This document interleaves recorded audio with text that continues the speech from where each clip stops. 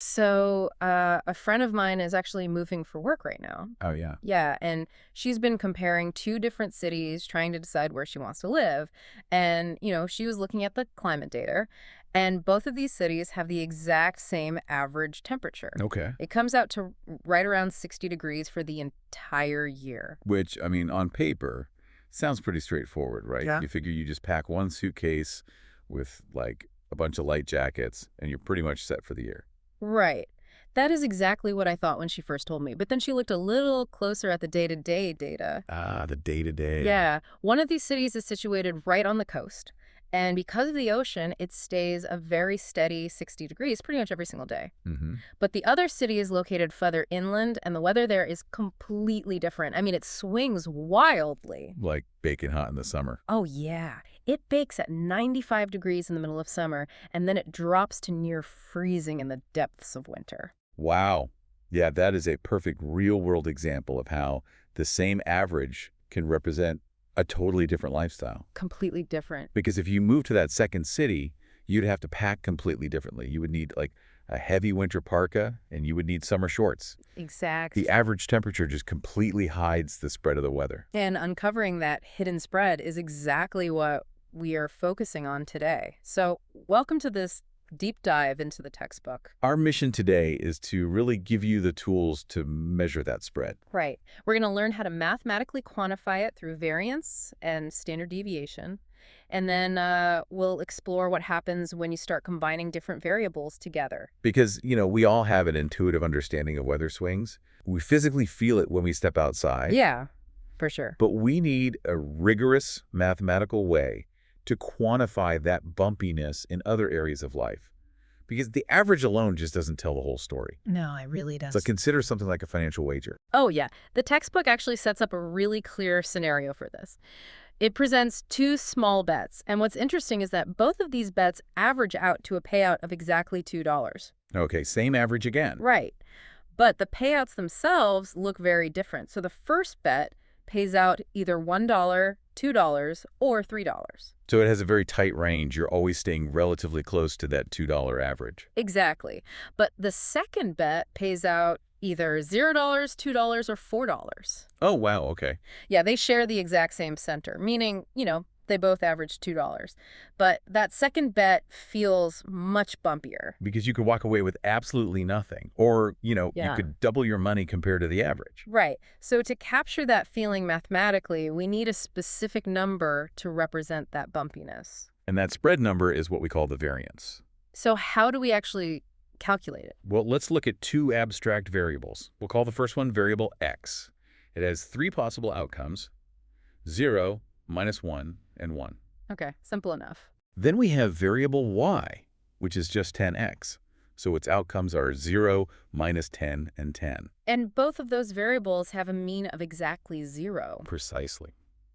If I were just trying to figure this out on my own, my first instinct to measure the spread would be to just average the raw deviations. Like figure out how far each outcome departs from the mean. Yeah, exactly. And just average those numbers. But if you try that, you run into a wall. Right? You do because of the signs. If you average the raw departures, the positive numbers and the negative numbers just cancel each other out. Oh, right. Yeah, every single time you will end up with 0, which tells you absolutely nothing about the actual spread. So how do we get around the signs canceling each other out? That is precisely why we square each deviation before we average them. Because multiplying a negative by a negative makes it positive. Exactly. Squaring the values removes the sign entirely.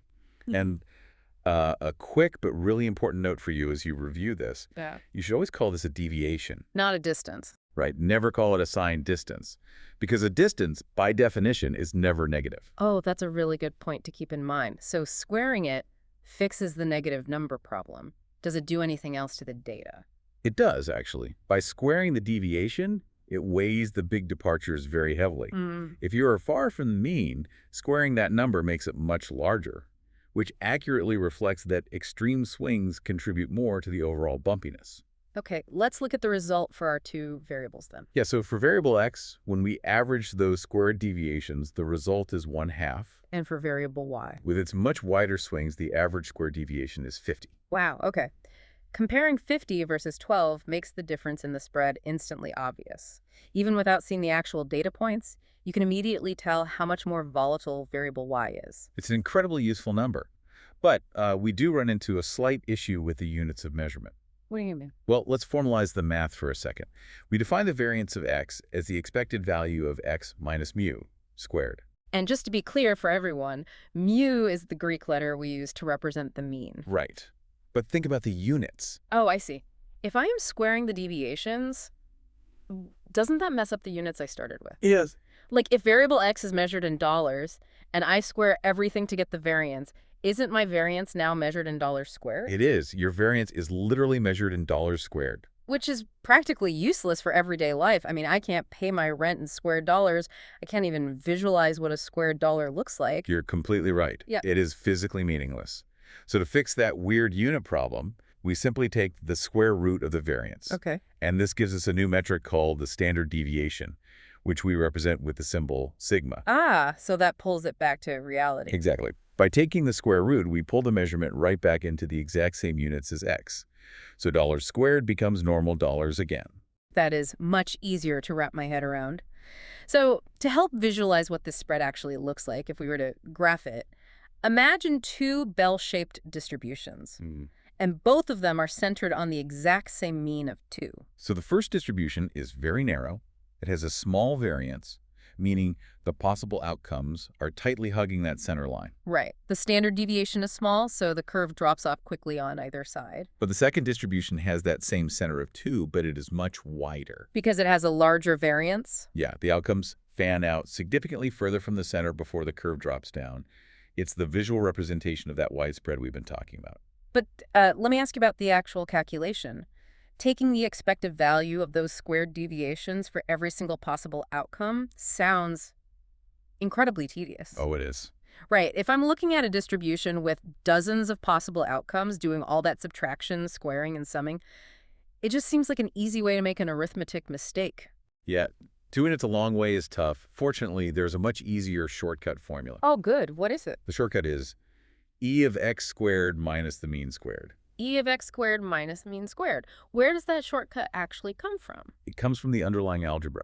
If you were to sit down and expand the square in our original definition, which we won't force you to do right now, a really elegant thing happens. I'm guessing a bunch of the messy math just cancels out. That's exactly it. When you expand it and then apply the linearity of expectation, the messy middle cross term completely collapses. Oh, nice. Yeah, you are left with a very clean two-part subtraction. You just find the expected value of the squares, and you subtract the square of the mean. Let's test this shortcut to see how it works in practice. There's a great example in the textbook about company fleets. Right, the autos used for business. Yeah, we define X as the number of autos used for business. We have company A, which uses 1, 2, or 3 cars. Their mean usage is 2 cars. Then we have company B, which uses anywhere from 0 to 4 cars. Their mean usage is also 2 cars. So we have the exact same average. Let's see what the shortcut tells us about their variance. Okay, let's look at company A first. The textbook gives us E of x squared, which is 4.6. So to find the variance, I take that 4.6 and subtract the mean squared. The mean is 2, so the mean squared is 4. Which leaves a variance of 0.6. Right. And now let's do company B. For company B, E of x squared is 5.6. Okay, and subtract the mean squared again? Yep, which is still 4. That leaves a variance of 1.6. Wow. Yeah, looking at those final numbers, it is really clear. Despite having the exact same average of 2 cars, company B has a variance of 1.6 compared to company A's 0.6. So company B's fleet usage is nearly 3 times less predictable. Exactly. It shows you how much critical information the average hides from us. Right, because if you only looked at the average, you might assume both companies operate the exact same way. Now, we've been dealing with discrete counts so far, like we're counting whole cars or exact dollar amounts. Things that chunk neatly into whole numbers. Right. But reality isn't always neat. What happens when we try to measure the bumpiness of something continuous, like time? That requires a slight shift in our approach. Let's imagine we are measuring reflex time. We will say t is the time in minutes to generate a reflex. Okay. And the density is 1/4 e to the minus t over 4. Got it. So if I'm picturing that graph, it's an exponential curve. Yes. Most of the reactions are very fast, bunched up right near 0. And then a few of the reactions drag on, creating a long tail trailing off to the right. Exactly. And the picture in the textbook shows that the mean is 4, and the standard deviation, sigma, is also 4.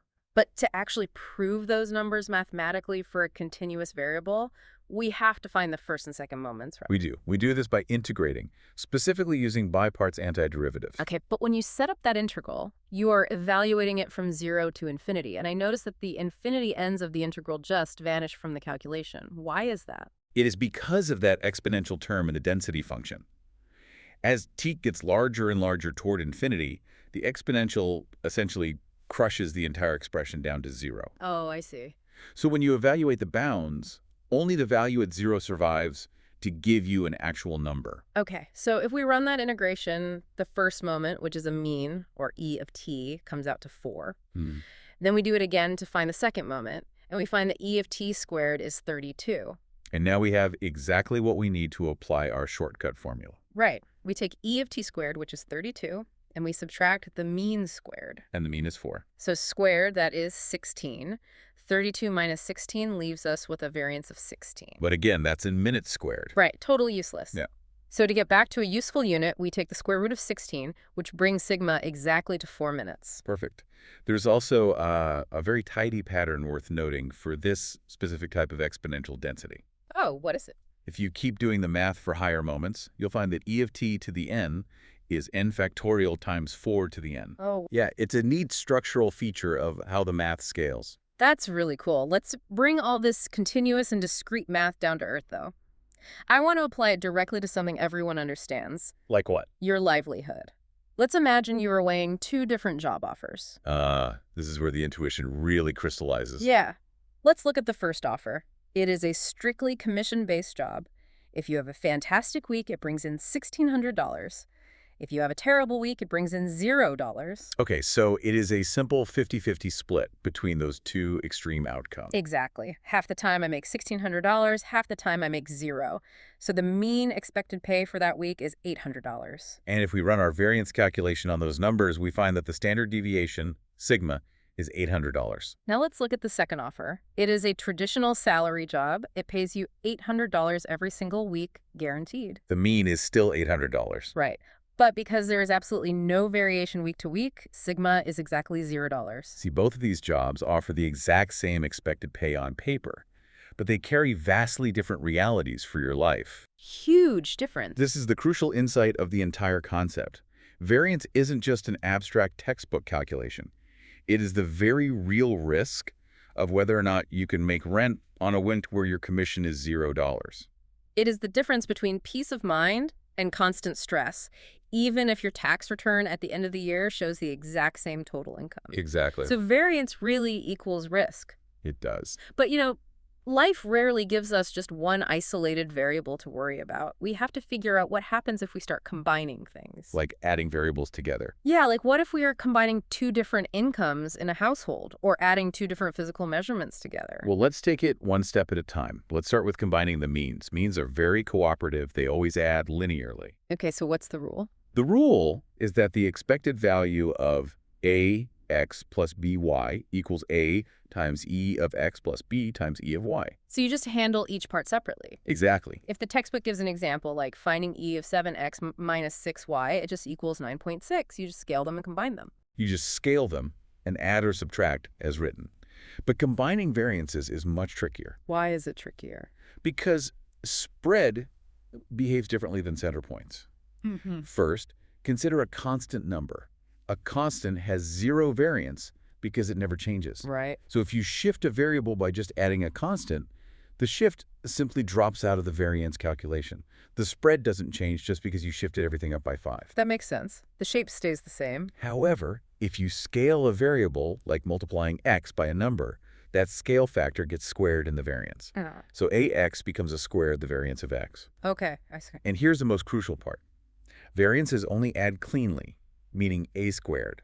The variance of x plus b squared the variance of y if the variables are completely independent. Which means we need a rigorous way to define what independent actually means mathematically. It's not just a feeling. No, it's not. To do that, we have to look at joint distributions. Right. A joint distribution is a function that gives you the probability of a specific pair of outcomes happening together. For discrete variables, you can picture this as a simple table showing the probability of each pair. But for continuous variables, a table won't work. Yeah. You have to picture a surface in 3 dimensions.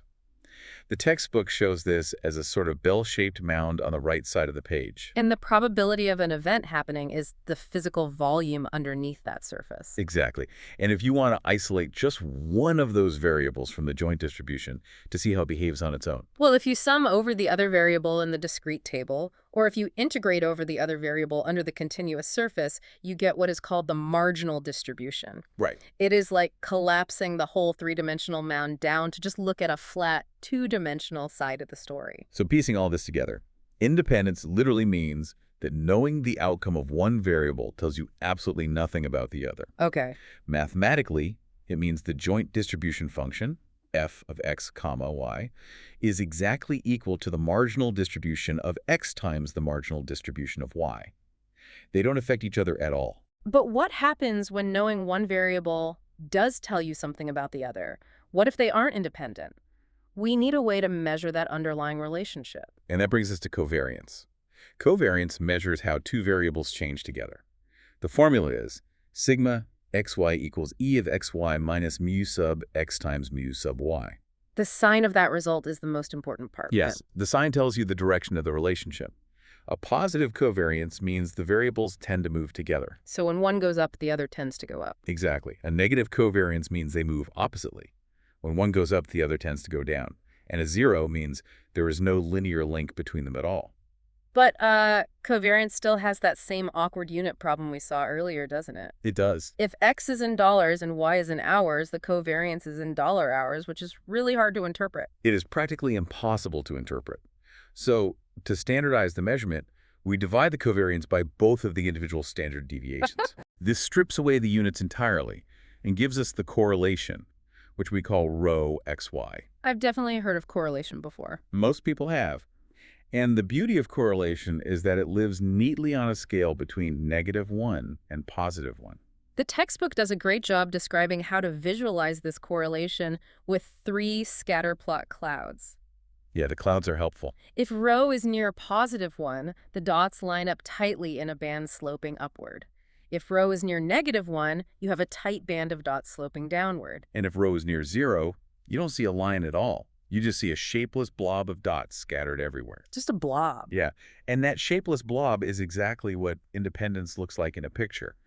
Knowing where you are on the x-axis tells you nothing about where you might be on the y-axis.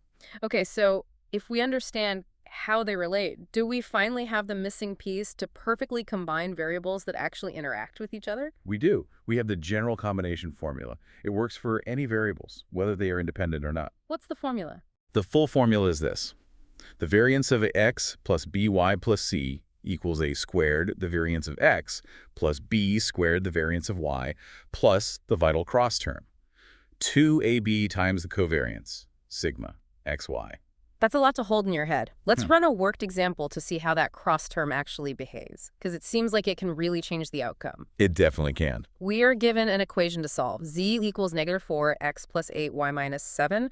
We are also given the starting numbers. The variance of x is 9, the variance of y is 5, and the covariance between them is 4. Let's trace the math step by step. Okay, first, look at the constant at the end of the equation, the -7. As we established earlier, constants have 0 variance. Shifting the center doesn't change the spread. Right, so that -7 drops out completely. Okay, next we look at the individual variables. We have a -4 attached to the x. We square that coefficient, giving us 16, and multiply it by the variance of x, which is 9. That gives us 144. Then we have an 8 attached to the y. We square that to get 64 and multiply by the variance of y, which is 5. That gives us 320. But the most important part is the cross term at the end. We need to add 2 times the times b times the covariance. Right. So that's 2 times negative, 4 times 8 times 4. And because we have that negative coefficient in our original equation, the -4 attached to the x, that makes the entire cross term negative, it comes out to -256. Exactly. Because they are correlated and because of how we combine them, that cross term actively pulls the total variance down. Oh, wow. Yeah. If you work out all those numbers, the final variance for z comes out to exactly 208.